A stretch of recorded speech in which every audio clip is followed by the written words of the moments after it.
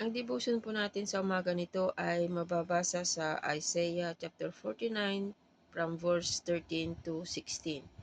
Ang bigyan natin ng pansin dito is verse 15, I will not forget you.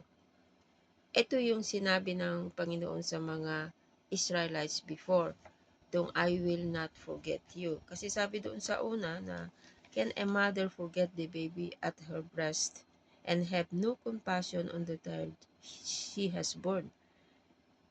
But though she may forget, I will not forget you. Yun ang sinabi ng ating Panginoon. Kaya sometimes dahil sa mga pinagdadaanan natin sa buhay ay para tayo nang hindi na naaalala ng ating Ama na sa langit, o sometimes hindi natin makamtan yung answer ng ating mga prayers, uh, at naiisip na natin na nakalimutan na tayo ng ating Panginoon.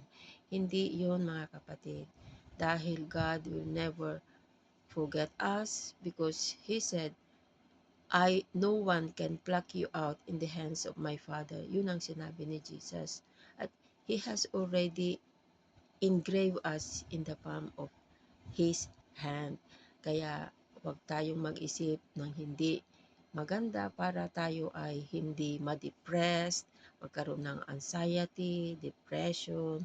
At alam nyo ba na sa karanasan ko, kung yun ang iisipin natin, yung mga dahil it seems na malayo ang Panginoon sa atin, hindi, andyan lang yan at naghihintay.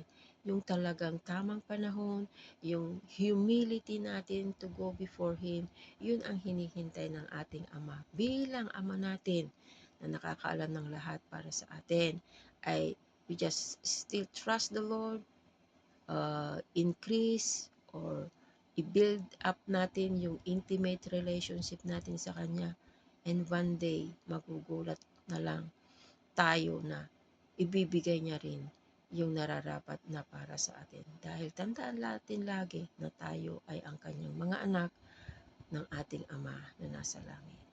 Amen po ba? Manalangin po tayo.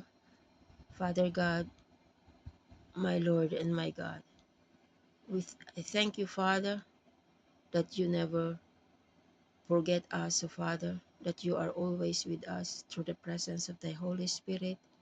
Maraming salamat, Ama, na sinabi mo sa amin na hindi ko kayo pababayaan, iiwanan, at kami ay magkaroon ng confident na ikaw ang aming helper, ikaw ang aming shepherd, O Father, at naniniwala kami na hindi kami magkukulang dahil sa Panginoon at tagapagligtas namin na si Jesus Christ.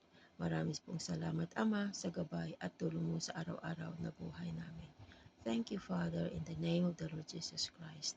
Amen.